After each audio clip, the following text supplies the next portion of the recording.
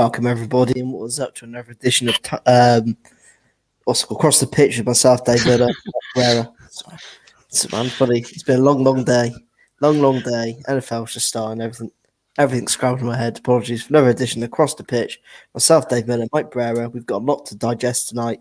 Not just the game last week, which Mike will give us a brief review of, but the last 3 months of union action. Really, I mean, it's been it's been up and down, more downs and ups. But we're going to really see what's been going wrong with the union, what results perhaps have either misled us into thinking this team is better than it is, or perhaps results and performances that obviously have left us more frustrated and are a bigger indication of where this season is going. Obviously, we'll kick it off. Obviously, I think with the thing that happened sort of more recently, which was the New England game, Mike. So if you want to give us that brief review before we dive into the news and notes and dissect. Yeah, man, it's good to finally get back to Union. I know it's a long break for us fans right now. It's about 12-day gap between games between New England and Club America. So we've had a lot of time to think about this club, and that's why we wanted to do this 3-month review. We wanted to go back to the Portland game. What happened post Portland, which kind of snowballed into this team going from a elite club, a top club, whatever you want to call them, to a club that might not even make the playoffs this year. So just going back to New England, a lot of fans are upset with the result from New England, which I don't think is completely fair. You have 8 players missing. New England's only missing, I believe it was 4 players total. You have a bunch of teenagers playing, and it's you can't say that you're necessarily upset that they lost, because you kind of knew that they were going against the best team in the league, whether they were down 4 players or not. So I'm not surprised that they lost. But I think one of the most upsetting parts of the game was just the poor offensive execution again, where you thought that maybe these kids would spark some energy. There was some energy sparked, but then you just couldn't put it together again. And I think that's what was most frustrating for everybody. And you see the goal given up, and it's one of those where it just kind of summarizes this entire year. And one moment in particular, when Bedoya was going down towards the goal, he was about 6 yards out, and he just passes it into the box rather than shooting the ball, which is, everyone was calling him Ben Simmons at that point. Everybody's afraid to shoot on this team. Nobody wants to just take the horse by the reins and score. So it was disappointing. One of the highlights of my night watching that game was watching Jack McGlynn play. I know you and I were talking on Twitter before the match started, and we were saying what would be better, having Flock up farther up or having McGlynn up farther up. And Matt Ralph mentioned, having McGlynn back there allows him to be kind of like Harris 2.0, which I thought he was in the first half. I thought McGlynn was awesome. And I feel like we were missing so much of that forward movement with the ball from the past 3 months. So that was a bright spot. That Leon Flock had some offensive moments, but he just does not seem to be good enough offensively. He either looks like he's about to fall over, he doesn't have a good enough strike at the goal, etc. So I don't want to get too much into it. There were some positives, there were some negatives, but you can't take too much out of a game that had 8 people missing in it. You just can't. No, yeah. I think, summed up perfectly. There was a game where the Union was going to be short-handed. It was going to be a game which you were probably looking more for a response as opposed to, you're looking more for a response from the actual team in the performance as opposed to the previous game, which they looked lackluster. They pretty much didn't create anything against DC. So you're hoping to see something positive. You can take positives out of the game, which, as you mentioned, you have the young players played well. They looked better on the ball. They were able to actually keep possession for periods of play. So, yeah, I think there obviously were positives, as you mentioned. But, I mean, as someone that didn't watch the game, unfortunately, I had to travel at I had to get up at 6 a.m. in the morning, so I couldn't watch the game. It just seemed like another Union game. It's where the confidence is low going forward. They feel fine on the ball, but once they get within 20 yards of the goal, they get the yips. They can't shoot. They don't make the right decisions. They don't cross the ball when they need to cross the ball. And I think it's summarised the last 3 months of the Union's performances, really. Well, I was going to say, obviously, being in Jim's press conference this week, he seemed quite positive in the press conferences, as he always does.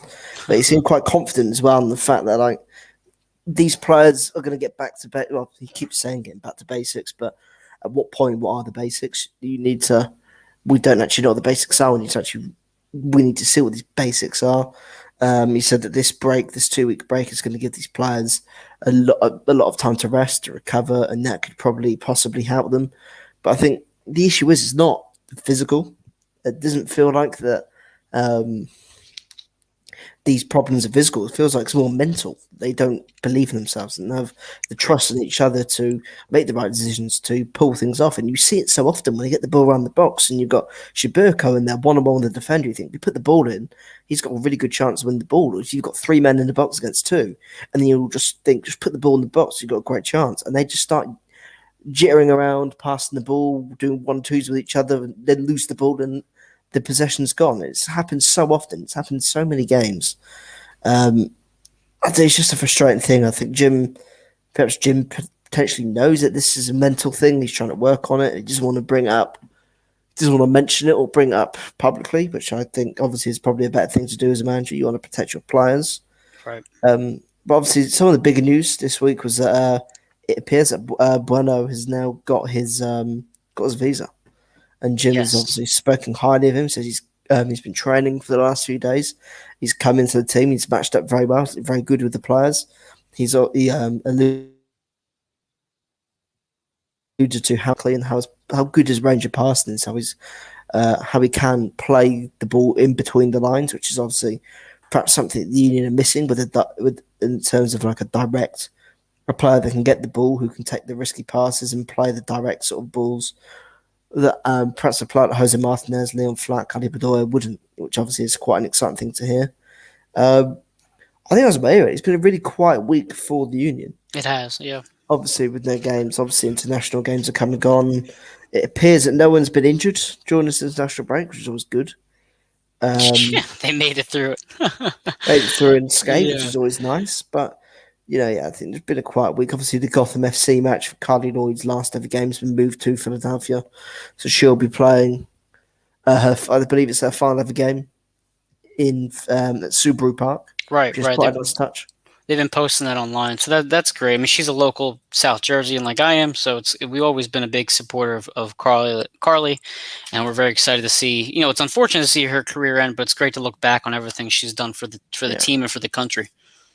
Exactly, she's a great player. She's been a great player in the American game. She's obviously helped build the game up to what it is today, not just for women and young girls, but probably for men as well. Men, when you speak about US football, people don't just go Clint Dempsey, Landon Donovan. They go Carly Lloyd, Megan Rapinoe, Julie Ertz, which is probably where it's a lot different in comparison to mainland Europe, where we speak about the England team. It's Raheem Sterling, Harry Kane, Harry Maguire, Calvin Phillips, Declan Rice. Whereas for you got, and obviously with France is Mbappe, Griezmann, Pogba. You don't really speak about the women. You don't really speak about the women players, which is obviously a big shame because over here, especially in England, the game is growing. It's continuing to grow. The women's game, we're getting more coverage of it, which is fantastic. But with America, it's obviously ingrained. The women's game is ingrained with alongside, if not above, the men's game, which is obviously quite. Obviously, it's a very, very unique situation. You don't really get anywhere else in the world. It's very unique. I mean, I go back to when I was growing up. I'm 30 years old, so I was maybe 7 or 8 years old, and I was watching Mia Hamm and I think what's her name, Brandy Chastain. I can't remember right now her last name. I'm sorry, whoever's listening, if they can remind me. But I mean, they won a World Cup. The Carly Lloyd team has won a World Cup. They've played at the highest level and they've won at the highest level. Yeah. So for years, I mean, we've had some American teams that were very good and competitive, but we've also had a lot of bad American soccer, and we've been a laughing stock at times of soccer, especially when we missed the World Cup. Yeah. So the women do hold a very high standard, which is great because it pushes them. I would hope that it pushes the men in the right direction to be better and to be like the other countries that talk about the men over the women. Yeah, but I love it. I love seeing the women play. They're just an awesome team. That's what I mean. It's obviously great. It's going to be great for. I'm sure she'll get a great homecoming. There'll be a Oh, great of crowd there. course. So Of obviously that's course. great to see. Obviously that's probably about the only other piece of really relevant union news that's occurred this week. Obviously we've got an email regarding the playoffs. I think regarding the playoff schedule, but that's far away. We don't need to talk about that right now. We'll get there. Let's Yeah. as I said, let's dive into the real nitty gritty stuff, which Yeah. obviously is the union's results and form of the last 3 months. It's not been the prettiest, to say the least. No. Obviously, it started off on May 30th, heading into the summer with a 3-0 win against Portland. Right. Things were looking very good at that point. I believe the Union were probably second or third in the table, only a few points behind New England. And everyone was sort of feeling positive. It was a great performance, very dominant. And then, I think then obviously a week later, they come into Atlanta. We So knew what? it. Yeah. No. So May 30th they go. They host Portland, and I think we agreed that was probably one of the best performances we've seen from them Yeah. in a year and a half. They played a strong. I remember the first half in general was just a great first half. They closed the game out. It was awesome to see. But then, unfortunately, you have that momentum, and if I remember correctly, you were second or third at the table, and you finally had erased what happened in the MLS the first few weeks MLS, where you're focused on CONCACAF, you're doing well in CONCACAF, but you're losing to Miami at home. You can't you get the red card against NYCFC, and the red card we'll talk about from New England. I forgot to mention all the drama that happened in that game. I completely forgot about that. We'll talk about that towards the end of this segment, but you have this positive momentum going into May 30th, and then the break comes, and you have the next match isn't until Atlanta on 6/20. So what is that? 21 days later, 3 weeks later, you're playing against Atlanta, and as you remember, that was the Jacob Glesnes game, Yeah. where he ties up. So what when you watch that match? What was the feeling of the club in your mind for when you got to Atlanta? Well, I think it was. I mean, all in all, I think coming out of the game was a good field game. The Union were 2-0 down, or 2 goals down late against a good Atlanta team. And then I think in any game, irrespective of how you're doing, where you are, when you overcome a 2 or 3 goal deficit and you manage to get a result in a position which you look at it and you think it almost seemed impossible, I don't think you really care about what the feeling is like. You feel more on the jubilation of getting a result, which I think it was at that point. The Union had gotten on a really nice little run at form. So I think the feeling was really good. And obviously, Glasner scoring the goal he did, I think also um, sort of lifted everyone as well. I've got everyone talking, hyped up for a few days. And then just a couple of days later, they went and beat Columbus 1-0. So again, they've started off very strongly. They a clean sheet, another clean sheet, 2 out of 3, 2 back-to-back home clean sheets. You can't ask for more than that. And they looked, for long periods, they looked comfortable. Obviously, Columbus had some good chances towards the end, but they looked comfortable. You saw a good Jamiro Montero performance when he scored a very nice goal. But yeah, I mean, obviously at that point, 7 points out of 9 of your last 3 games, you're going to take that. You're going to be happy. And I think around that point, you're sort of thinking they're going to be solidly in the playoffs. They might have a chance to get first seed. I don't know. But then obviously moving to the Chicago game, which it was difficult game to sort of think because you knew you were going to, because Chicago had been struggling, so you were expecting a bounce back. But it was just such a frustrating game to watch. Well, can I just touch on something real quick too? So before the Portland game, okay, you had a few games. You had the NYCFC game earlier in the year, but you had the Red Bulls game where they gave up 12 set pieces. I remember we were talking to Jim saying this team's giving up a lot of set pieces. Is this going to be a problem? He says, some set pieces you can't control necessarily, but we do need to limit them as a whole. Okay, so now we're going to fast forward a bit. You're right. The Atlanta game, if you recall, the goal that was scored was against Corey Burke. Well, you had the own goal from Casper for one, but then you had Corey Burke gets beat, and they go up 2-0 at that point. Yeah. Columbus, like you said, it was a great match. They held strong against a team they often play tough with, but then you get to Chicago. And here's where the problem started to kind of creep out more than what you thought was likely from this team, because you saw it in Atlanta with Burke. But you're thinking he's not a defender, he's an offensive player, fine, whatever. He's not a defensive player, rather. He's not, that's fine.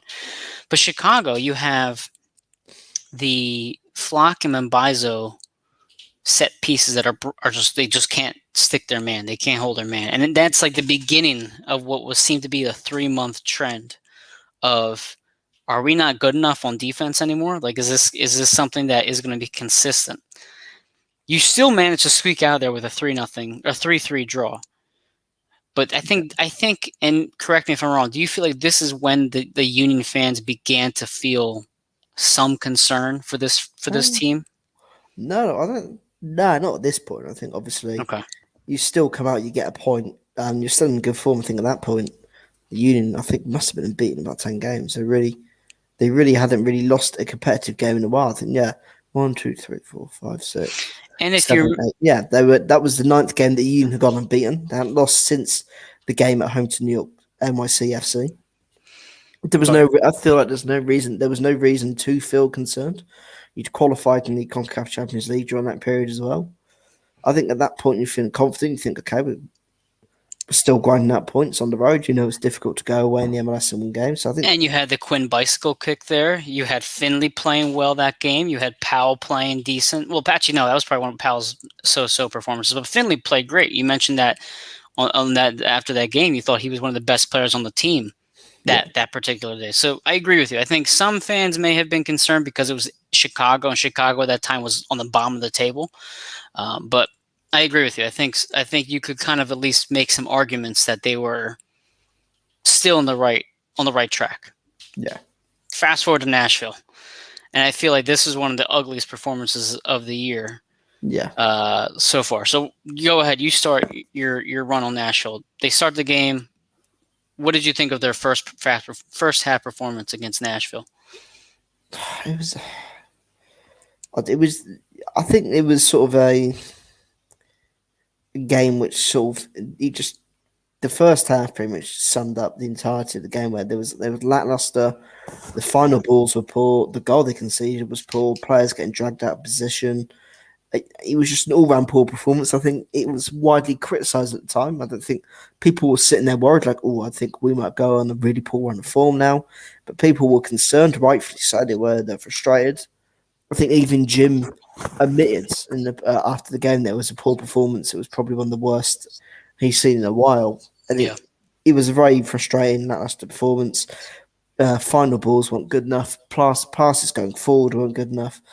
And the Union never really got in the position to actually score. So, I mean, but again, that was the first defeat in 9. So I think the optimist in you, the fan in you, the person that's just seen your team not lose 9 games, you think it's not really that big of an issue. You do occasionally go on the road, you can have a shit game. Right. No, I agree with you. And so I remember I'm looking at the box score right now. CJ Sapong, former Union striker that people either loved or hated.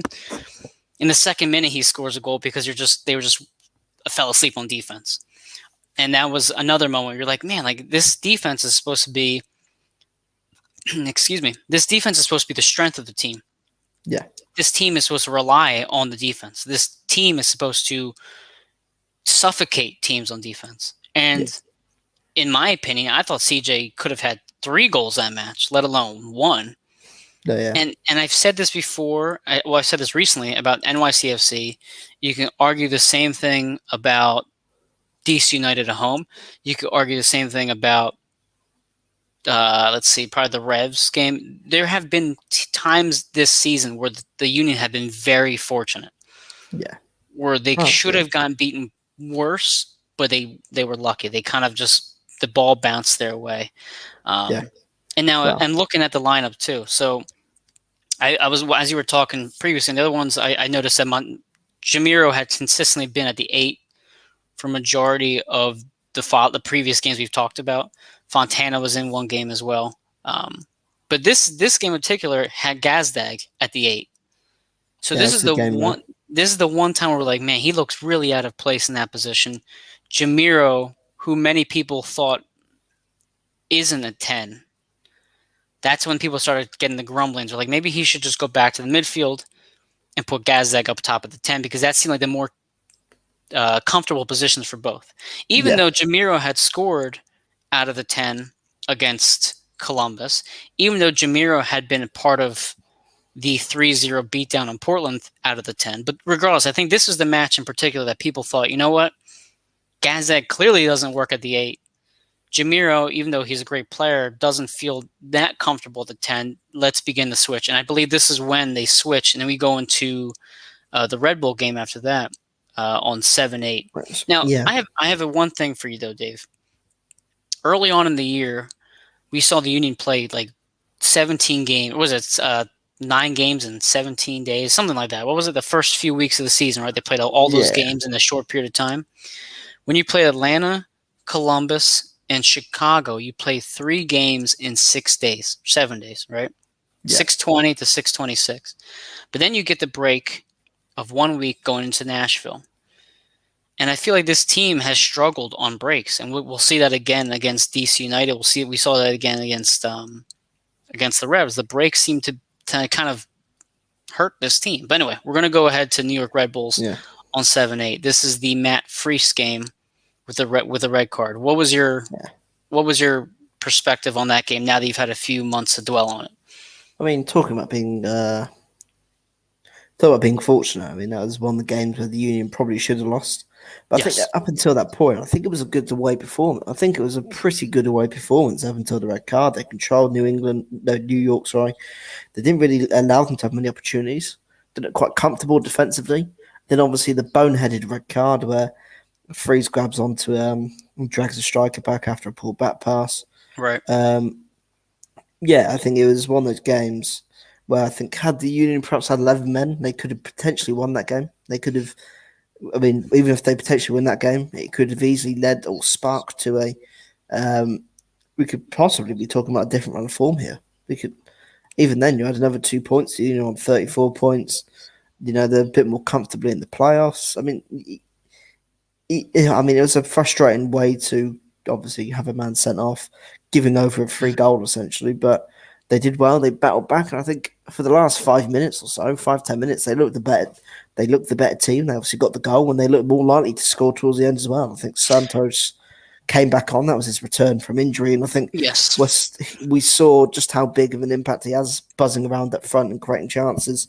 And there was a great cross by Bazo, but superb work from Santos to not only get free in the box, but to head home into the back of the net. It was a great goal. And I think again that was a game you come away from with the circumstances. You feel positive. This team should have lost. They didn't lose, and one of the biggest sayings in the footballers.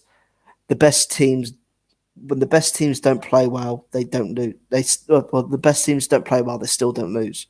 Right. The Union was still doing that. They weren't playing well, but they didn't play well, or they should have perhaps lost, but they didn't. They got a point, and they go on to the next game. That's DC United.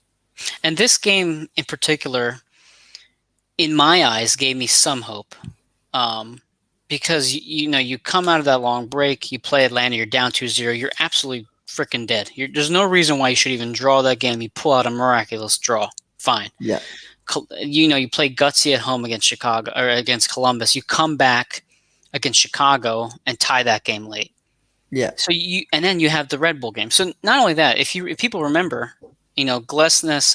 Freese was starting in net right after his dad died, right after his dad had passed away. So you see this, this team has an emotional, kind of bond, I guess bond there on that particular match. They come back, they get the draw, they save Freese from just an unfortunate event. And if people remember as well, Glesnes kind of just baby taps his pass back to him, which was just foolish. And we've seen this multiple times now from Jacob. He is a bit reckless with his pass back to the keeper. He's a bit reckless with some of his decisions in front of the net. So you go and you put Santos in, and this match in particular, Daniel Gazdag played at the top with Casper. Yeah, and not his natural position. Not his natural position. Again, we were saying when we brought him in, we knew he could play forward a bit, but we knew he was more naturally a 10. But you put him up top with Casper, but then Santos comes in and saves the day. But again, you mentioned it already. The team was fortunate. The only reason why they had that opportunity at net was because one of the Red Bull players had gone down with a brief injury. Remember, he falls to the sideline. Bedoya says, "Screw this, we're still going to play." He gives the ball into Mabizo. Now they're up.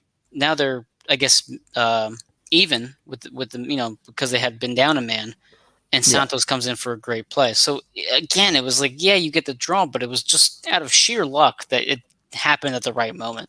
Yeah. But either way, you're right. They weren't losing games necessarily. So that is what it is. Come home, play DC United. They get a 2-1 win. Your thoughts on that game? That was a frustrating game because they finished the game, or they postponed the game early because of the Thunder and Lightning, and it works out that the game probably would have finished on time they'd have missed the Thunder and Lightning had they just carried on the game anyway. The game got postponed for like 2 hours, whatever it was, so I missed the end of the game. But again, it was one of those games where it was a tough battle. It was a tough scrap. It was a tough battle for the Union, but again, they came out with a win against a good DC United team. Bendick made some very good saves to, keep the Union keep the Union in the game early. They could have easily been a couple of goals down. Obviously, that was a game where Sergio Santos' importance towards the team started to shine a bit more, and it also started to show just how important pace is for a team in the way the Union play. Yeah. Mm-hmm. So, do you know what I mean? It was huge. It was a huge. Crikey, is that? Sorry, just watching the Bucks game here. I'm pretty sure the punter from inside the zone, like 20-yard line, just punted it out to the 2-yard line. That's what it's like a 60. It's like a 70-yard punt in the first punt of the game. But again, obviously, it showed the importance of Santos. Even for the winning goal was the fact that the Union were able to play a long ball forward, Right, and they were able to play just a big long ball forward. Santos managed to catch onto the laps of the defenders and get through, drive towards the box, and just lay it off to Shibirko to have a comfortable slotting the ball into the back of the net. It was that was a sort of game where there was some nervy moments, but again the Union won. There was still some good feel around the team, and again I think there were cracks that were starting to show, perhaps with the sort of the lacking in attack, and you started to see just how important players like Santos is, and how when this team lacks pace going forward, just how dead it can look in attack, just how isolated they can look in attack. I think it was a game where it started to perhaps catch some eyes and just how important Santos was. So it's funny because in this match in particular, you're missing Blake and you have Bendick in net. Bendick came up huge. He made Blake-like saves that particular match because they could have easily been down 1-0 to start right away. They didn't. But you saw two things from the Union in this particular night. And I was actually in the stands that night, and it was just a great atmosphere for one. That was the first Saturday that they had full capacity back, so the atmosphere was awesome.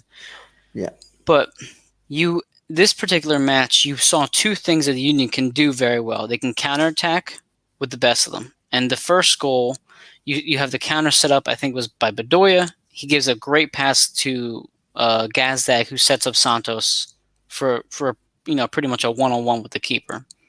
And you saw how great this team can be at that moment. And then that was the first time where you saw Gazdag playing at the 10.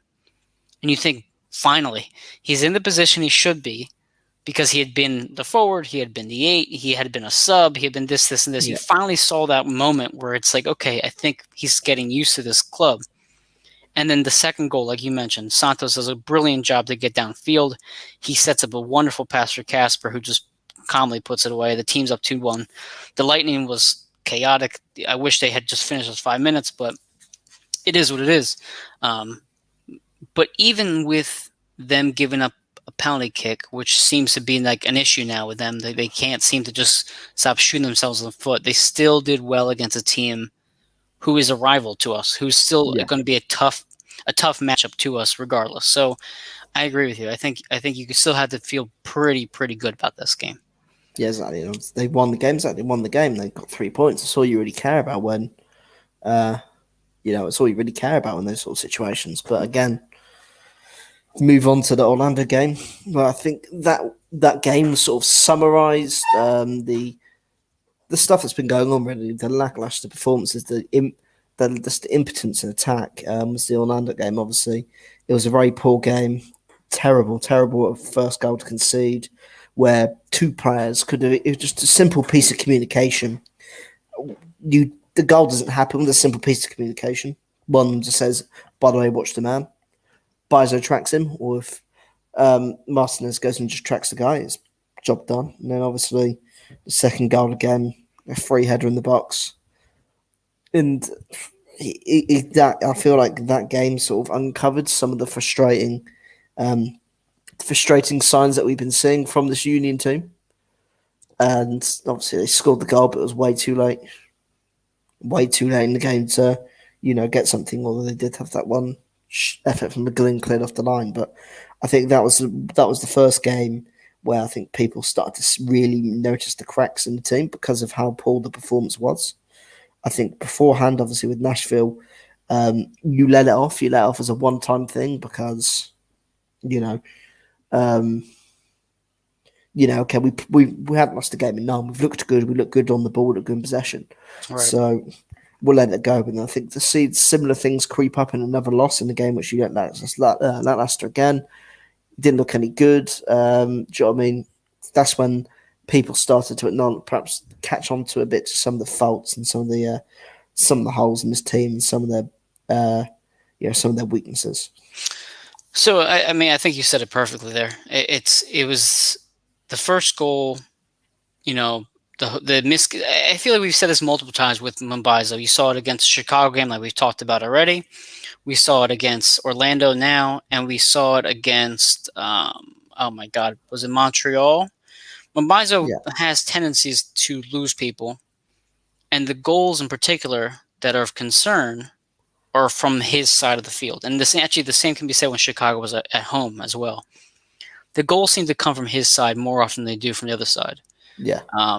So this was one of those matches where you start kind of getting concerned with Olivier and how strong he can be defensively. Yes, he offers you so much offensively, but is he the two-way player that you really thought you had? And I think the answer to that was more so no than yes. But one of these things in particular that was concerning, or was, I guess, optimistic, was that Casper was still scoring at this point. So Casper had scored not scored, but he set up the goal for Chicago for the own goal. Casper scores against DC United. Casper scores against Orlando after a beautiful pass from Mbaizo, who kind of made up for his error with Jose previously. So now he's scored three goals in 5 games. He's still playing at a good level at this point. But that, if I remember correctly, is the last time Casper scored was against Orlando. And I can't see a note that we took that he scored since then. But another thing that there was some optimism was, like you said, McGlynn and Quinn Sullivan. You kind of saw that they weren't just fluky one or a couple games here or there. They really were sparks off the bench. They provided creativity. And if Quinn Sullivan doesn't hit the Orlando defender in the face, that's a tie game, and you walk out of Orlando with a 2-2 draw. So it was one of those where at least you felt some optimism towards the end of the game. But then you go to Miami. You go to Miami on 7/25. You were playing Orlando 7/22. So it's only 3 days later. You go to Miami. And here you think, okay, you're playing a team that should not beat you, even if they're at home, because Miami at that point was at the bottom of the table. They were still kind of pretty mediocre. But you come out with a draw. What did you think from the Miami game? I think I was expecting a tougher game than a lot of Union fans were. I think a lot of Union fans are thinking, oh, Miami just got absolutely destroyed in this game. We're going to easily win this game. And realistically, having just been battered, and people like Phil Neville, who's fighting for his job, and players are fighting for their position with the team, but they're still being in the transfer window, there was always going to be a big reaction from Inter Miami. And they did have that reaction. I think Inter Miami played quite well. I think the Union, obviously, again, the Union didn't exactly play very well in this game either. But yeah, obviously it was Matt Freese had an absolute howler in goal for the Miami goal. It was poor goalkeeping. It has to save it from the tight angle as well. It was a frustrating goal to concede, but again, They came out of the game with a draw. Again, it's a frustrating point as well, more of a frustrating point than the point in comparison to the Chicago game where you think, okay, they showed some good attacking intent. We had players missing, etc., etc. We're still 9 games unbeaten. This is more of a okay. Again, we weren't very good in attack, and so when we needed to be good in attack, again, I think that sort of sums Union up as well. Recently, they haven't been cutthroat enough in attack, but they haven't been effective and efficient enough in attack until they have to be when the game's almost out of reach, or when the game is out of reach and they're chasing the goal. We've seen it so often. I think that it was a similar approach to this game. The final balls in the first half were terrible. Some of the passes into Casper, into the strikers, were shocking. They literally had nothing going in attack. But again, as you said, the younger guys came in. Jack McGlynn, Quinn Sullivan offered a spark, offered some pace, which again, this team just lacks so much pace going forward. Flack's not really the quickest player on the ball going forward. Bedoya is 35, 34, so he's not going to be quick. Flack looks like he's going to fall over the ball. I said on Twitter, he looks like he's so out of control when he's running forward with the ball. Jose Martinez should play when Leon Flack plays, is what I'm going to say right now.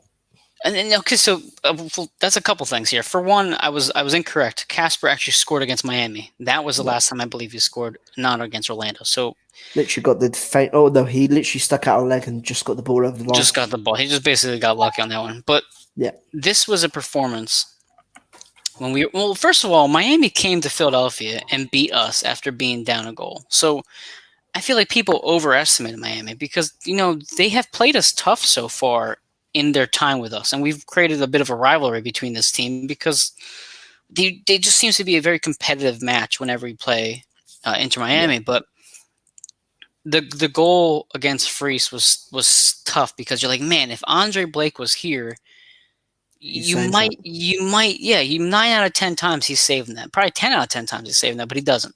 You find yourself in a hole. Quinn Sullivan comes in, has a beautiful give and go with Gazdag, and at that point, you felt better, a little bit better about Gazdag too. You felt like, okay, maybe he's kind of going up and down, but at least he's having some involvement with the offense. That's fine. Casper, even though he's not playing great, he's still being that, that poaching striker. He's still being able to find the net. Yeah. Whether it's pretty or not, he's still contributing to the goal moving forward. And if you want to look at it this way too, even in the loss against Orlando, even in the draw against Miami, you still had a team that was fighting from behind. You still had a team that no matter what, no matter how ugly it looked, you knew they could be in this game, and you knew they could at least earn a point on the road or at home. So that there was some optimism there, but it was I think the beginning of the concern now, because it's 3 games in 8 days. You're tired. You still wanted to have a good performance, but you fortunately now are hosting Chicago at home. You think, okay, we have Chicago at home. This should be the time we right the ship. It was not. What happened in Chicago, Dave? No, but just again, I was just speaking about the lack of attacking interest, the lack of confidence in attack. That 1-1 draw was it was shocking for a team of the Union. As Jim said, Jim's press conference this week summed up perfectly. The fact that Union have improved means that their standards have increased. Their standards are higher. And that game just perfectly summarized it. The fact like they played against 10 men for a lot of the half, and they just struggled. They just struggled to break Chicago down, 10-man Chicago. And I said it on the podcast afterwards. I was full of praise for Chicago because they did incredibly well to come out of the game with a point. But again, it was another formation which Jim used the Christmas tree formation as opposed to playing 2 strikers up front, which again, you force Gazdag to play a bit more wide. He's not in his natural position. And I think that's been a big issue for Gazdag as well. Because since he's been here, everyone's like, oh, he's a number 10. Oh, he's a bit versatile. But he's a bit versatile, he can do this and this. But it's clear that his best position is playing behind the striker. And that's the one thing he's barely done since he's been here. I could probably count 3 games maybe he's played in the 10. Because a lot of the time we think the Union are playing 2 up front, but really Corey Burke or Santos or even Shibeko are dropping behind the striker and they're playing like the Christmas tree formation. And Gazdag again is having to push a bit more wide. He's having to deal with the fullbacks. He's not, playing against a holding midfielder or playing in the pockets of space. I think again that was the sort of game where Gazdag struggled to get into things. Obviously, Kyle Wagner scored a very nice free kick in that game. It was awful defending from the defender in the wall to set up. But Mhm. again, it was a shocking goal for the Union to concede where the guy had a free header in the box. Wasn't good enough. And well, here's the thing that also was a bit of an issue. You gave up a goal early again. You're down early. You're down in general again. You're down in Chicago. I'm sorry, at against Chicago. You're down against Miami. You're down against Orlando. You're down against the Red Bulls, Nashville, uh, Atlanta. That's 1, 2, 3, 4, 5, 6 matches since they've been back from Portland that they have been trailing up until that Yeah, point, entering the first week of August. So that was when you really sort of question this team's defensive mentality, yeah, opening games and being able to just shut people down, because I think that's when you saw it starting to disappear. yeah. Why? What happened in the NFL game? I'm sorry, just Brady just threw a bullet to Godwin. Good. I have Godwin on my fantasy team. Yeah, Okay, so we're just gonna briefly go over the Toronto game because that's not what we're talking about here. They crushed Toronto. They absolutely put them in the freaking grave. It was an again, amazing game from Santos, but they looked like they really good. could be. Yeah, they looked excellent. The guys that played Yeah. awesome that day. But as you said, he played his natural position. He played with a pacey striker up front, Santos. And as we said, it created false hope, really. But as we said, that was the game we thought the Union were going to turn that corner and they were going to go and hit a bit of a run of form. And that's sort of where things have gone downhill since then. They've only won one game. Oh, Yeah. Godwin touchdown. Yes, there we go. But here's the thing: is that you realize in the Toronto game how important Sergio Santos is for this team. You saw it against Yeah, Miami. People were screaming, bring Sergio in, and he finally comes in, he makes a difference. You have it against the Red Bulls. He comes in, he makes a difference. Toronto was the first time where you absolutely understood Sergio Santos is the best player in the forward position for the yeah. Union, without question. Almost important anyway. Yeah, or at least the most dangerous in the forward position. Yeah. So you have Club America on 8-12. So they play a bunch of kids against the Revs. I'm not going to look into that much because, if Flock does something stupid again, he has a penalty in the box. Santos had played great, though. He almost had the first early goal, but you saw how dangerous it was for him going forward. The team still looked competitive. And you had the beautiful goal by Paxton for his first MLS goal, and they tie it up. And you think, great, we're going to at least get this draw. Flock has a dumb penalty, and it is what it is. Oh, You couldn't be too upset by it. yeah. Well, I mean, you say that, and it was a game we can't really look at. But I think this game, for me, we came out of it really positive, thinking, oh, the kids played really well, they performed well. But what was most concerning for me about this game was the fact how compare the first half and the second half of that game for the Union. How bright were the Union that first half? They were attacking, they were creating chances. Great And I point. keep saying it. It's the one play that summarized how important Sergio Santos is to this team and how dynamic he can make this team is the fact that Jack Elliott on the edge of the Union penalty area had the ball. And with just one ball, the Union had a corner because Santos' pace forced the corner. And they, at halftime, obviously it was before the Club America game, so I can excuse Jim for making the changes. You want to keep people fresh. You don't want to lose people ahead of your biggest game in history. So he takes off Santos. Oh, we get the I know he took off Santos. Who did he take off at halftime? He took off Santos and Kobag and Flack at halftime. And he brings in Bedoya. And then he also took off Martinez, who I thought actually had a pretty good game until that point. And he took off Bizo. And when the starting players came in, when the other starting players came in, Shiberko, Kai Wagner, Team looks stale. and Bedoya, there was no attacking impetus. There was no one going forward that looked dangerous. They literally just collapsed on attack and they created nothing in the second half. And I think New England probably started licking their lips when they saw that Santos had gone off because he was causing them hell. And then again, you play a game with one striker up front against Shiberko, and he gets isolated. Yep. He gets isolated. There's no one up with him. He gets the ball. You play the ball, and either side of Shiberko is not going to get there. You play the ball to his feet. He's either going to lose it or he's going to struggle to keep holding the ball because there's no one up to support him. Shiberko is a striker that has to have a player up front with him. Oh, 100%. Which is why I was excited to see Davo. I'm excited to see Davo play, but the problem is this team is consistently down a man or down a goal, which you can't see the way the Union should play when they're consistently in the hole. Yeah. And it's been, and that was a perfect example. You could come out of New England with a draw, but you completely just destroy the flow that they had going into the second half. It was just very frustrating, which is one of the games that people were questioning Jim's decision making again. But you go to Club America, Mambazo gets taken off with an injury. Bedoya really looked slow in that match. But the team just looked stale. They didn't have anything. They looked like they were the weaker of the two teams. Yeah. And then Jose, obviously the dumb penalty to give them the 2-0 win, or loss rather, from the Union. Oh, that was a disgrace. That penalty was a disgrace. Just the entire. I will never forgive Martinez for that because that was just an absolute disgrace of what he. To not only that you were sat there on the edge of your penalty area with your back turned to play. Mm-hmm. You've got two unmarked players in front of you for the Union to play. And he would have absolutely got calls from Elliott and Blake going, man on, don't turn. And he still turns. Yep. He still turns into trouble. Not just one player was there, two players were there. And he still turned into the trouble. He got dispossessed and he did the one stupid thing that you never do when you lose the ball, which is dive in recklessly when you know you're not going to win it. And also, well, the two things you don't do. You don't stupidly dive in. You stupidly don't dive inside your penalty area. And you don't stupidly dive in when you lose the ball.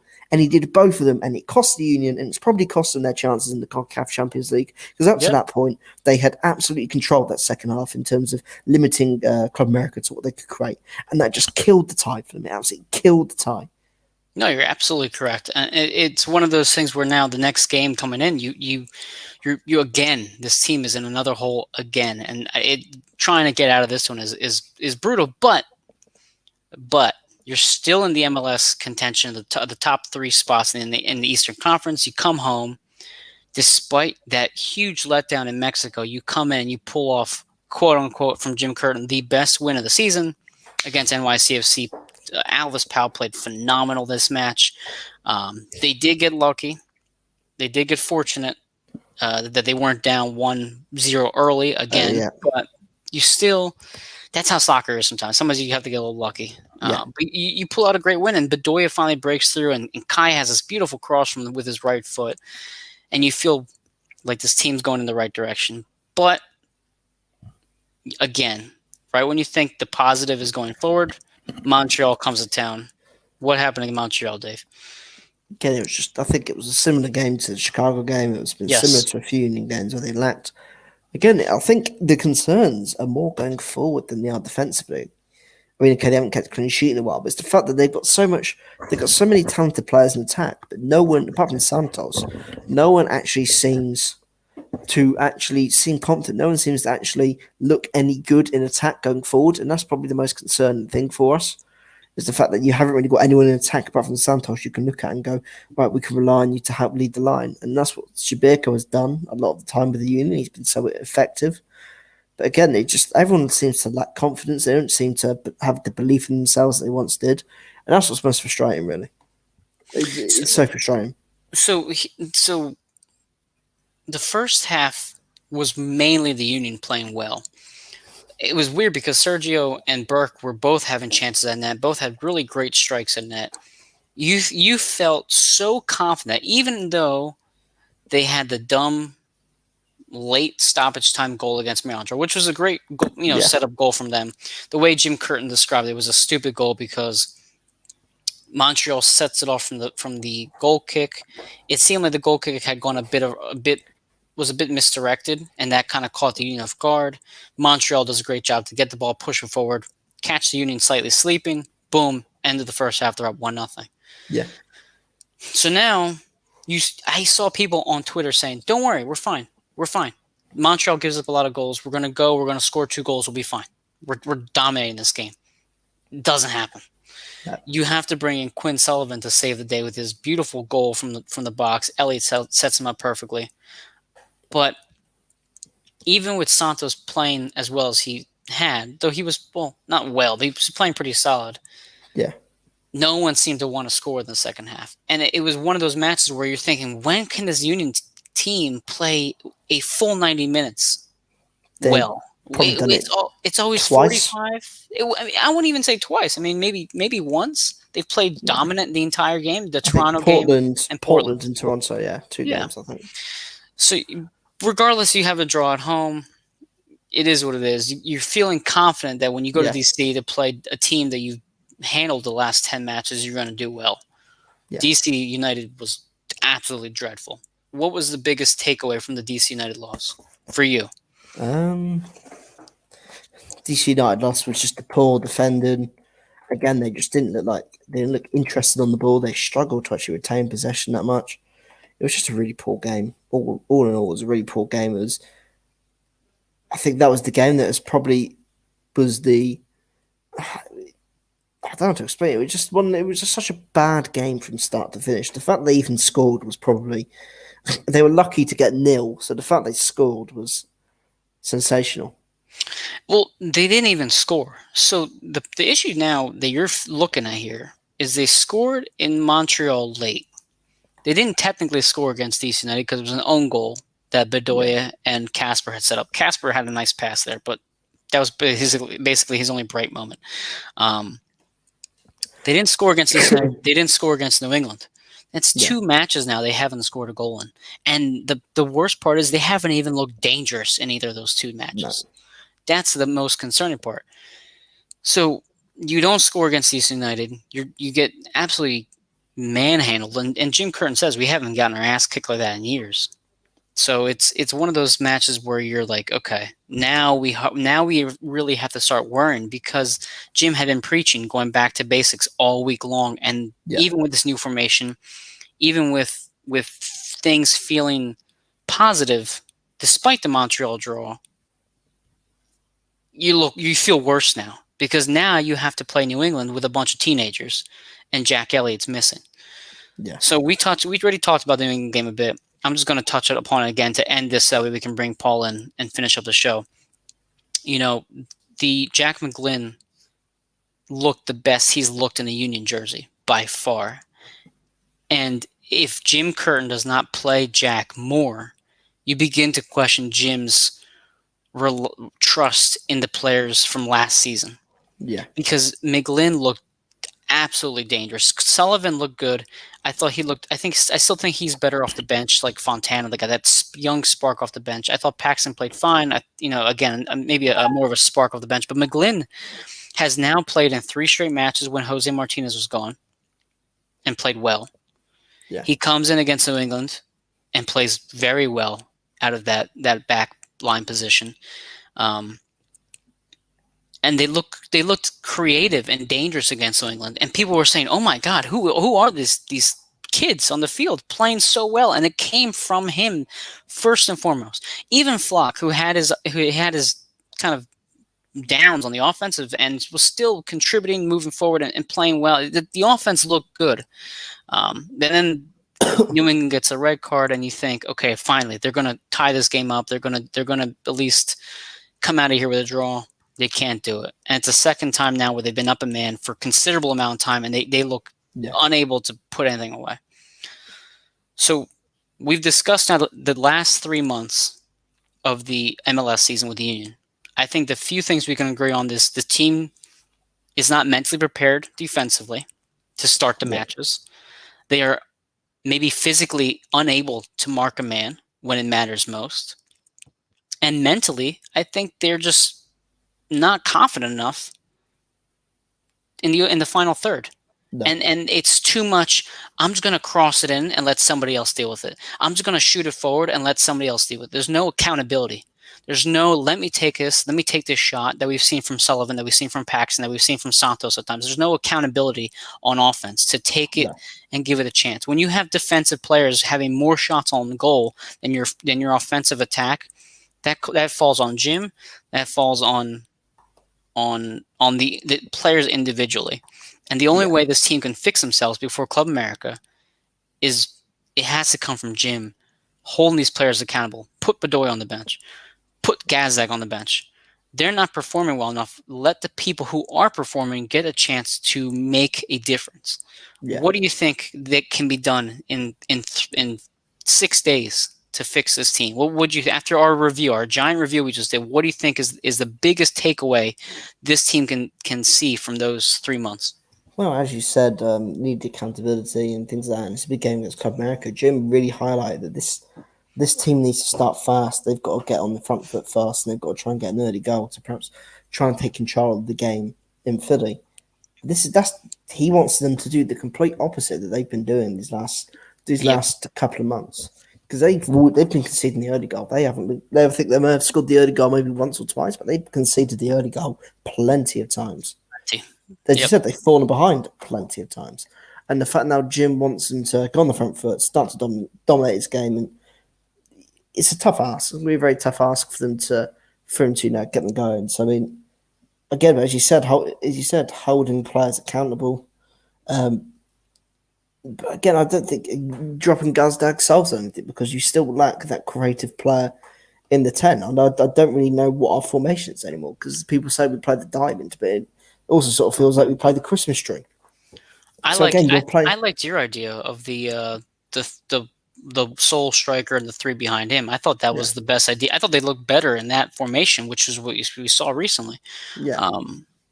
I don't know. I mean, before we bring Paul on, what do you think the formation should look like? Not what it's going to look like. What do you think it should look like against Club America? You should go the 4-2-3-1, play Santos up front, and then you have Gazdag in the 10. Okay. And then whoever plays out wide, it could be Darvo for all I care. Have a player with pace out wide. I like Darvo. Or even play Bizo as the right wing, as like the right attacking right winger, and play Powell at right back.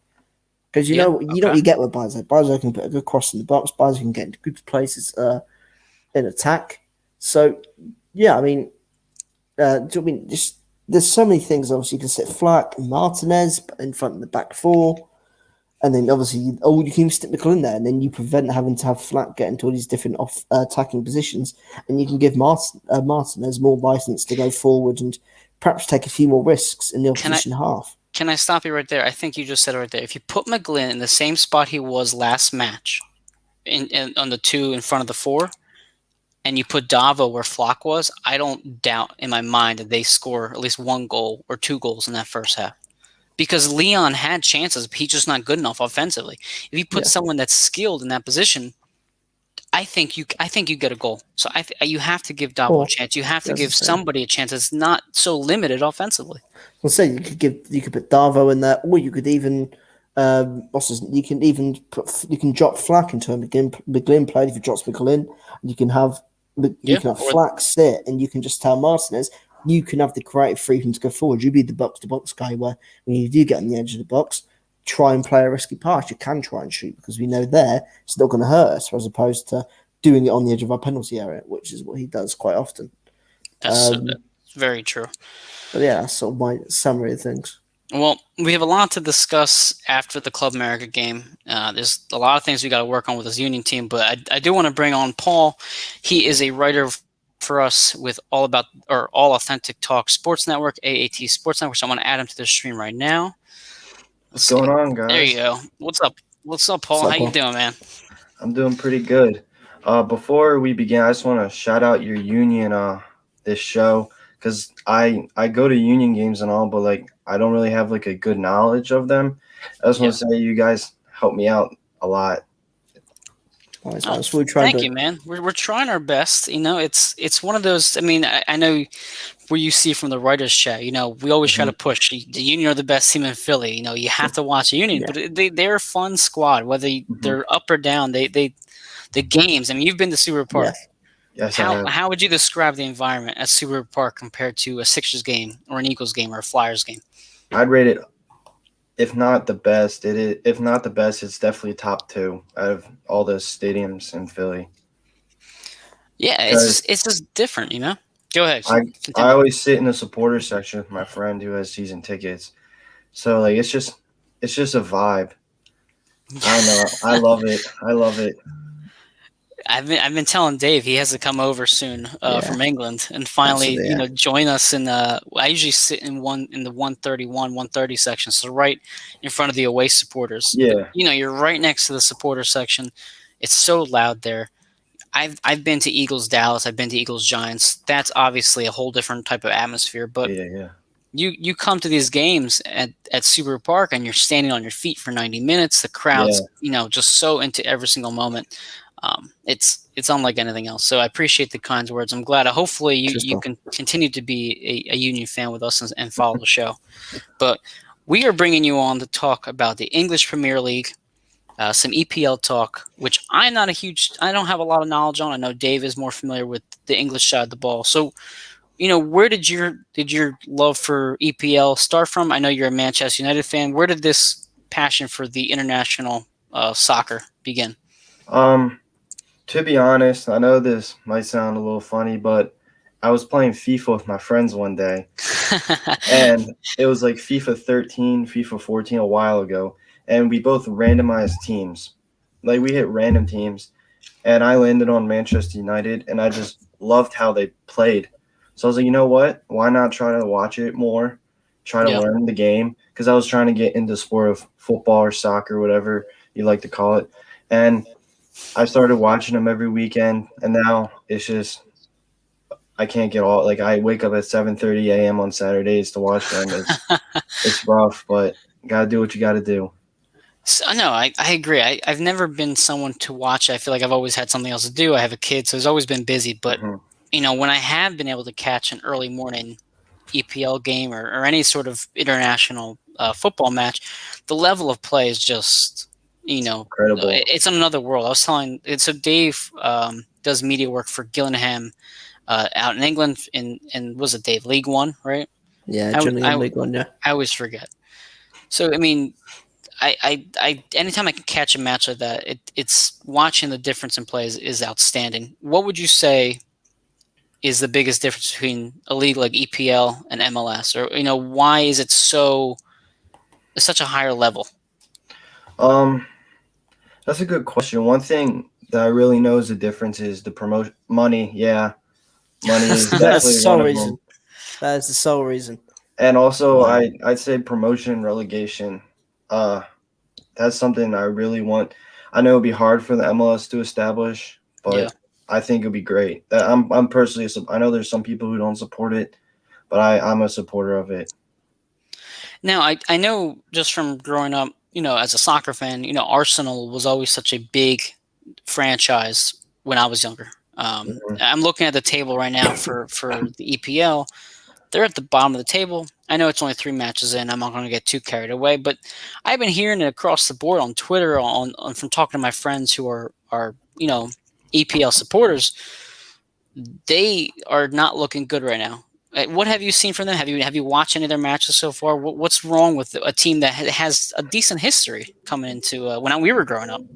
I haven't personally watched any of their matches. Actually, I did. I watched the first match of the season against Brentford, Okay. and if I remember correctly, it just got dominated. I believe it was 2-0. Yeah. I could be, and Brentford just came up from the Championship, which is the second tier in England. So it was a shock to me. If I was a betting man, I would have put money on Arsenal, but now I guess you never put money on Arsenal because they're just a dumpster fire right now. So Dave, I mean, you always tell me with EPL and with this level of soccer, it comes down to money. Why Yeah. is this team struggling? You would think that they have the financial ability to do it. I mean, to someone who like myself, who was really a novice in terms of that side of the Yeah. the pitch, what is the problem here? If they have the money, or if they should have the money? Well, I was just going to go back to obviously Paul's point of saying like everyone thought Arsenal would win Right. that first game. I mean, over here it was seen as probably the least surprising shock in Premier League history. Like I thought Brentford were going to win that game. I really did think they'd win the game because I thought Arsenal, going off the back of last season, no one actually knows the style of play that Arsenal have. Like I've been very critical of Mikel Arteta because I just don't think he has a style of play. He had a successful style of play in the when he took over from Unai Emery a few years ago. When he won the FA Cup, he played sort of like a B-Tech, sort of a lesser version of what Chelsea do, where they play the 5 at the back, and it worked. They beat good teams like Liverpool. They won the FA Cup. They won the Community Shield playing it, and then he went back trying to play his own style of play last season. It didn't work. They came 8th, and again they're still trying to work through that style of play this season, and it's not working. Arteta doesn't have a game plan, doesn't have a style of play, and clearly, I mean, it's obviously some of the players just aren't good enough for Arsenal, but and the way he wants to play, but he just doesn't. It just appears they don't have a game plan. It's similar to Union really at the moment, where they lack any like attacking impetus. The players just don't. They just don't look good going forward. That's the thing with Arsenal. It's not they lack a game plan. They don't look. Obviously, I think I've just subbed out. They don't have a game plan. They look very poor when they do play, and it's just clear that they don't really know what they're doing when they are in attack, when they're on the ball. Now, in terms of the regulation, my gosh, I'm losing my train of thought. Relegation, excuse me. In terms of the relegation right now, they're at the bottom of the table. When teams do get promoted, or the teams that go back and forth, how competitive are they when they go from the second division to the top division, or how frequent does it happen that teams just consistently go up and down, like on a consistent basis? Oh, there's definitely a few teams that do it consistently. Okay. Norwich are one of them. Norwich have bounced up and down the Premier League for the last couple of seasons, few years. But yeah, you do see, obviously, I think at this moment in time, as you said about relegation, way too early to be thinking about relegation at the moment. Like, maybe about 10, 15 games in, you start to look at it. For a team like Norwich, has like 3 points after 10 games, you start to feel a bit concerned. But as you said, like there are some teams who do make big waves. I mean, Wolves are one who a few years ago, they got promoted. Again, they had a lot of money. Again, they had a lot of money. And when I say a lot of money, I mean they probably spent the most money a team in the Championship's ever spent. They pretty much, if they didn't get promoted, it would have been disgraced that year. They came up and they got into the Europa League, which is sort of like, obviously, Mike, have you heard of the Champions League? Yeah. It's like a second-tier Champions League. They got into that in their first year back in the Premier League after being away for a decade almost. So again, that was seen as a fantastic achievement. But when you look at it, the deeper layers of it, they kept a lot of their team who had actually come from Champions League teams in the Championship in the second division. So you just weigh that up for a second. They kept a lot of players from that tier. They had a player called Diogo Jota, who's now starting for Liverpool, playing in the Championship. They've got multiple what's it called? They had multiple Portugal internationals when they first come. A good example you can look at and go, yeah, they got promoted and they did really well. There are a few teams that do well. They struggle a bit in their first season. They blossom in their second season. A team like Southampton was a very good example of that when they came back up. But yeah, I think it fluctuates year to year. You might have a lot of teams. You might have a couple of teams that go straight back down, but then you might have a couple of teams that comfortably stay up. So I think, again, there's always that perfect balance, I feel, with the promotion and relegation side of things. Yeah, it's a cool system that they have in place. I mean, you mentioned it earlier, Paul. Like, I don't know if MLS could ever get to that point. I mean, I think they're too far ahead of the leagues below them, like the USL and all that stuff. I don't think it would work anytime soon, but it would certainly make it more interesting if the San Jose Earthquakes could get relegated, or it would make it more concerning for the Union. It's like, oh crap, I mean, is this going to be the year where we just implode and get sent down? But obviously one of the teams at the top of the table right now is your club, Manchester United. So what have you seen from them for the first 3 matches so far? How do you think their season's going to go based on what you've seen so far? I'm really, really excited for this season. They've had a fantastic transfer window. They brought in Jadon Sancho. They brought in Rafael Varane. They brought in Ronaldo a few weeks ago.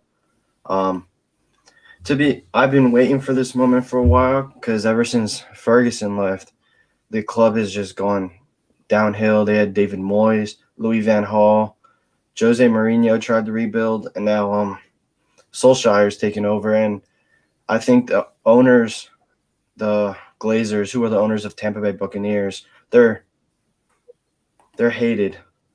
They're hated by United supporters because it's a whole long story anyway. But I mean, what they've done this summer when transfer window, it's not going to get anything better, but I guess that's what they're trying to do. I'm excited for the future. Ronaldo's back. I don't know. So I'm going to keep talking about that. I'm so excited for him to be back. So, I mean, that has to be just the biggest buzz in general. From him being gone now for such a long stretch of time to him back. I mean, what do you expect? What are your expectations for the club now with him back on the roster? Top 2. If you don't finish top 2, top 3, it's a disappointment. And Ali needs to get a trophy or he could be in trouble. Dave, do you agree with that? Top 2, something has to significant happen? They have to win the trophy, but I don't think they'll get top 2. I don't think they're Now, better than Chelsea or Man City. So here's an interesting note from one of our followers, Jose. Manchester United, much like PSG, have ruined their wage structure with Ronaldo coming in. Do you guys agree with that? With the financial side of things, do you think all this is going to be an issue for them down the line? I wouldn't say they've ruined their wage structure because a team like Man United create so much income that they'll always be okay. But I mean, obviously, we've seen with teams like Real Madrid, Barcelona, where they've got no money now, they're close to going bankrupt. It's the fact these teams in Spain have relied on the Spanish government to give them so many loans, not to recover the money or not to help their financial situations. They get these loans to help for their to help build upon their revenue. They use it for their next financial venture as opposed to helping settle debt, which is why Barcelona, obviously, who have no money at the moment, they couldn't afford to keep Messi. Obviously, Messi was like $1 million a year, and if you looked at Barcelona, I don't know if Paul, you saw the breakdown of Barcelona's wages. It was like ridiculous. Like someone like Serginho Dest, who's barely played, he's like 21 years old, does over 100 grand a year, and you think, no disrespect, he should be on like 30, 40, 50 grand a year. And you see players like Griezmann, who's on almost $1 million as well. It's insane. These teams in Spain who are calling for the reason the Super League came out is because Real Madrid and Barcelona have no money, by the way. Juventus, and if you look at the track record of the last 3 teams to have Messi and Ronaldo, they've got no money because, again, obviously it's broken the wage structure. But I think a team like Man United is a lot different because they have other streams of revenue. They don't have to rely upon loans from governments and the banks and things like that. So I think it'll be right for United. But as it's quite an interesting point that through shirt sales alone, United have essentially made their money back on the transfer fee already. So you mentioned the Super League. I know that had been touched upon, and I think over the summer and stuff like that. If that had gone through, what impact do you think that would have had on the world of soccer as a whole? Massive. In what way? I know there's a lot of negatives, obviously, too. What was your initial concerns or thoughts of it as all that kind of came to light? I was not happy at all. Like majority of supporters, I think it was just owners trying to get more rich, and that's all. I know reports came out that if teams joined the Super League, some international players would be banned from playing for the World Cup teams, if I remember correctly. Yeah, it just would have caused a whole downfall and mess on the world of football, soccer. Yeah, how about you, Dave? What were your thoughts on all that? I know you had some strong opinions on it. I didn't really look at it from a global standpoint. I looked at it from an English standpoint of the English pyramid. And the reason why the Premier League is so great and why English football is so great isn't because of the Premier League. It's because of the overall footballing pyramid. There's no footballing system like the English game. You don't I think there was a comparison drawn between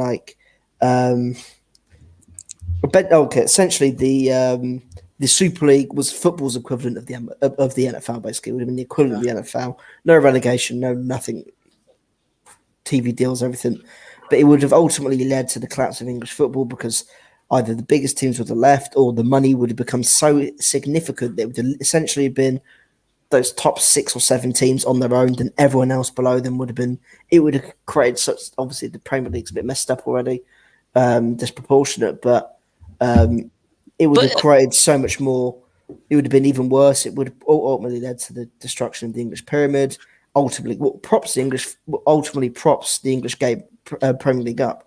Without the football league, without the English pyramid, without the supporters that go week in, week out, the English game the Premier League wouldn't be as exciting as it actually is. So, but I'm going to play devil's advocate. I'm going to agree with Jose a bit here. It would have been a collection of the best teams, similar to the NFL, just the best of the best playing at the highest level. Would that not, in a way, I guess from the American side of things, would that not increase viewership? Wouldn't that maybe make it more interested in matches? I mean, or do you think it would have been? Why? Been shit. But what's the point? It'd been shit. No positives come out of it. That's I guess the devil's advocate. It would literally be the same games being played over and over and over again.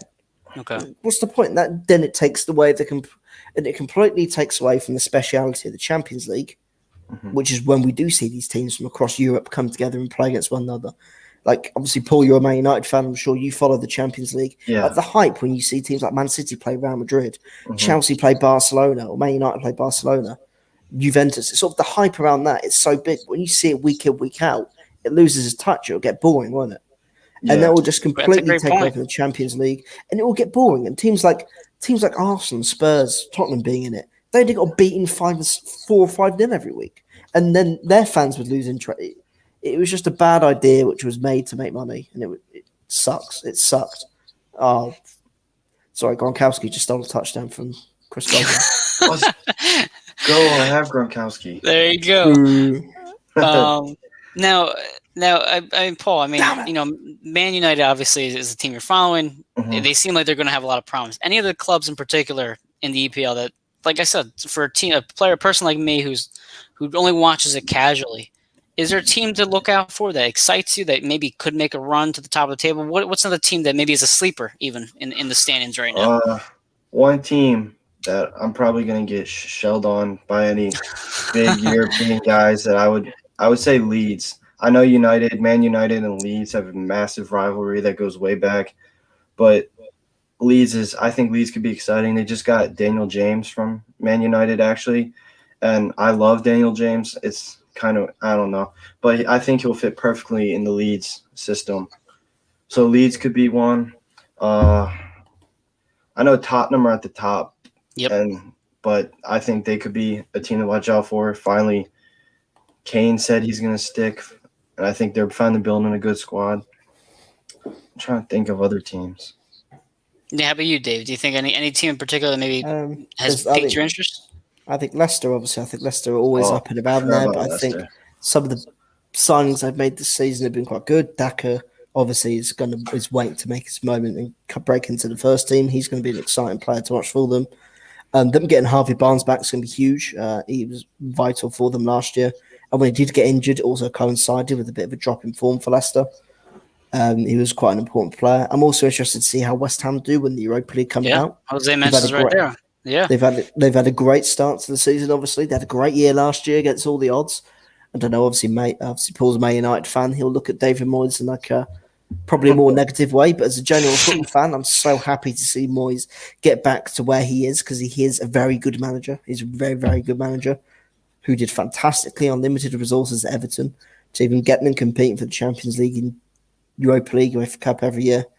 And the other team I'm interested to see and how they do is Brentford. I think they won't come anywhere near the European places, but just to see how high they come and what they do against the bigger teams this year. Because they've had a good start. They've picked up 5 points. They've obviously went to Villa, who also spent big this summer. So, I mean, I'm interested to see how Brentford do. I think those are the sort of teams that pique my interest. I have a soft spot for Burnley. I do quite like Burnley. So I'm interested to see how players like Maxwell Cornet do for them, Connor Roberts. So, yeah, those are the sort of teams I keep an eye out for. So, Dave, I mean, we've been talking about the Union for, obviously this past year. What team do you think in the EPL, maybe, and even Paul, maybe what team in the EPL do you think matches the Union style or matches their way, their system the closest for people maybe who want to get into the EPL and try to find a team to latch onto? That's a good question. I know it was kind of like off the cuff. They put you guys on the spot there, but I was just figured because some people say, well, I don't live in England, I don't live in there. How can I support a team that I don't really have a connection to? And then we've had Sam, Dave's friend, on here before. How we mentioned there's no like youth development necessarily on those clubs. It's more so the money side of things. So it's hard to get an attachment to these clubs. It's funny you mentioned Sam because he's a Wolves fan. I think the Union are quite similar to the way the Wolves play. They're quite conservative. They're quite a conservative team. They like to keep possession, and they do like to play quite a counter-attacking style. They like to play.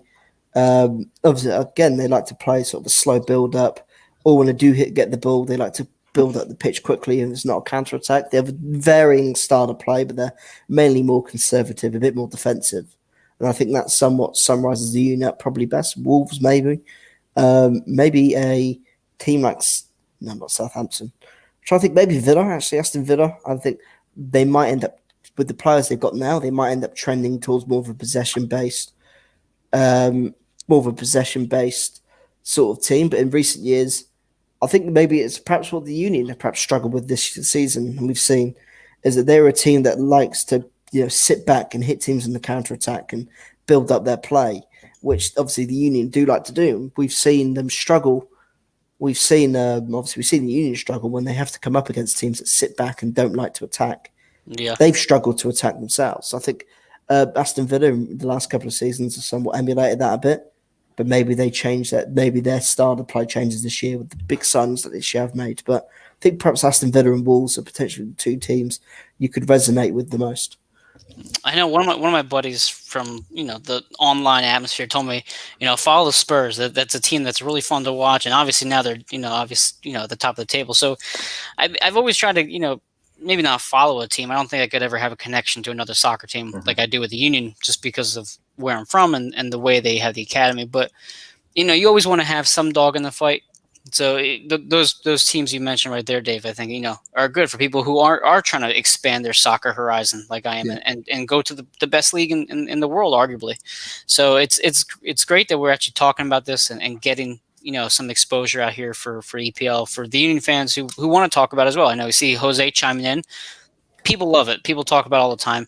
And I know, Paul, you mentioned on our show last Wednesday, you might be writing about it too. Might be covering some of the teams for the network. Possibly. I'm actually I'm thinking about it. I think soccer, football is a sport that deserves. It's one of the top sports in the world. So yeah. Yeah, no, it'd be great. So, as most people know, we have expanded to AAT Sports Network, which is helping to cover more sports and expand our horizon in that way. So hopefully, Paul, we do get to see some of your work, at least have you back on again, maybe further into the EPL season to see, what's happened over the last few months as the season's progressed. Who maybe Arsenal's now in the shitter again. So we'll see what happens moving forward. But we're going to close up the show. Paul, thank you so much for joining us. We'll have you on again soon to talk about the Premier League. And I know you're also going to be with me on an episode of Barrera's Bucket, the shirt that I'm wearing tonight, to talk about the Yukon Huskies. Yes, sir. I've been showing Dave right here. I'll show you. I just got notes on notes on notes of college basketball. So we have a lot to talk about. So you'll be on with me in a few weeks for sure. But Dave, let's wrap up the show with some sponsors and get ourselves paid and watch some football, some American football. Yeah. Before we obviously wrap up to the sponsors, I want to give a shout out to my team, Gillingham, who I will be covering this weekend up at the stadium. We've got Burton Albion away. Not the sexiest sort of games, but I'll be at Burton this Saturday where other people will be watching Ronaldo make his debut against Newcastle. I will be in Burton covering the team. Hopefully we can get our first away win of the season. And should I put money on them? Don't put money on us. Don't put money on us. It's one of those games because it easily ends the draw. But obviously I'm going there. Hopefully we can get our first win of the season. Well, first away win of the season. And, big. I'm excited to get back out there. We had our last game postponed because of the international break. So I'm looking forward to getting back to being at a stadium with the Gills after 2 weeks off. Awesome, man. Yeah, good stuff. Your team won me money last time, so I'm going to keep track of them. I might play some money on them this week. I'll keep you posted. But let's wrap the show up. Dave, go ahead with the sponsors. Awesome. So obviously we'll start off with one of our main sponsors, Manscaped. So if you're looking for the perfect gift for your man, why not get him the Manscaped Lawnmower 4.0? You heard that right. The Lawnmower 4.0. You get 20% off plus free shipping with the codes AATBirds at manscaped.com. Imagine surprising your man with a sleek, well-designed, optimized body hair trim that says, your balls will thank you. That's 20% off with free shipping at manscaped.com and use the code AATBirds. Now, our second one is OddsJam. So OddsJam is the number one software platform for sportsbook bandits. People like myself and Mike. Obviously, it's not available for me in the UK, but still, the software shows you how to make risk-free cash off the likes of FanDuel, DraftKings, and other sports books with the arbitrage calculator. So never lose a bet again, and sign up today at oddsjam.com. And the next one is Statement Games. You can check out Statement Games for a fun new way to play fantasy sports and also entertainment. You can win gift cards and prizes and much more, and it's free. So make sure to sign up today at statementgames.com. There's also 99 jerseys, 99jerseys.com. You can get 20% off the next order by using the discount code AATBirds20. You can check out the wide selection of kick-ass jerseys, your favorite sports movie characters, and throwback jerseys of your favorite stars. So again, order at 99jerseys.com today and save 20% off by using the discount code AATBirds. And also as well, as Mike was just saying just there with his new t-shirt of the Barrera's buckets he's wearing right now. You can get all your across the pitch gear, your Barrera's buckets gear, and everything on the AAT all about the All About the Birds website. So go to aatbirds.com/shop and you can get everything. There's a dupe. There it is, t-shirt. You can literally get everything, any merch from any of our shows. So make sure, to go across to aatbirds.com/shop and just take a look and see what you like. I know Johnny's Johnny's been designing some other cool sort of t-shirts and other merch. And then also, obviously, with the AAT Birds social media, make sure to follow, like, subscribe, and share all about the birds / all authentic talk sports social media platforms for the greatest and latest content on Facebook, Twitter, YouTube, and Instagram. If you missed the show, you can catch any of our content on YouTube, Apple Podcasts. You can rewatch our podcasts on Facebook and Twitter as well. And also subscribe to get notified. And obviously for content, and leave us a review. Let us know what we're doing great, what you like, what you're enjoying, and also let us know what perhaps we could be doing better. Obviously, thank you all for joining us this week. If you have joined us with the NFL kicking off, I know obviously with long months. I know it's going to be. I know a lot of people are going to be sat in front of their TVs watching the game, but thank you everyone that's joined us this week. And if you are watching us on catch up, thanks for keeping up to date with us, and we'll see you guys next week. Yeah, appreciate it, guys. Go Union. Go Union. Attention, listeners across the galaxy, all the way from Australia to Houston. Do we have a pube problem? If so, our friends at Manscaped have cleared you for takeoff with their 4th generation and brand new Lawnmower 4.0. Kick your pubes to the next planet with the Performance Package 4.0. The orbits in your pants will feel like you're in zero gravity when you use the best tools for the job from the leaders in male grooming. Join the 2 million men worldwide who trust Manscaped and get your rocket ready for takeoff by going to manscaped.com for 20% off and free shipping with the code AATBirds. Ready for an out-of-world experience, fellas? Look no further than the Performance Package 4.0 from Manscaped that has just taken off in not only the USA, but Canada, the UK, across Europe, Australia, South Africa, and Singapore. Inside this package, you'll find their Lawnmower 4.0 trimmer, Weed Whacker ear and nose hair trimmer, Crop Preserver ball deodorant, Crop Reviver toner, Performance boxer briefs, and a travel bag to hold your whole solar system. First, scheduled for liftoff, new Lawnmower 4.0 trimmer. This spaceship is here to guide you on a journey to trim your body, balls, butt, and even Uranus.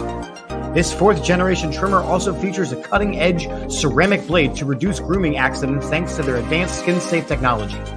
The Lawnmower 4.0 has a 7,000 RPM motor, a new multifunction on-off switch, can engage a travel lock, and is even waterproof.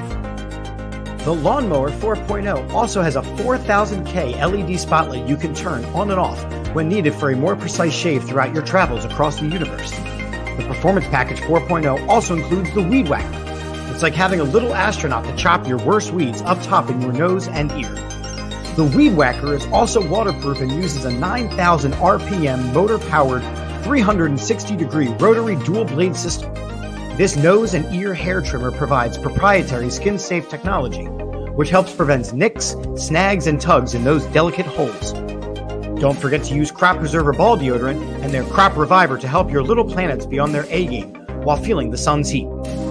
Manscaped even threw in 2 free gifts to their Performance Package 4.0, the Manscaped Boxers and the Shed Travel Bag. Abort hairy balls and Buzz Lightyear that Woody with Manscaped. Get 20% off and free shipping with the code AATBirds at manscaped.com. That's 20% off and free shipping with the code AATBirds at manscaped.com. For a clean trinity and beyond, your Spaceballs will thank you.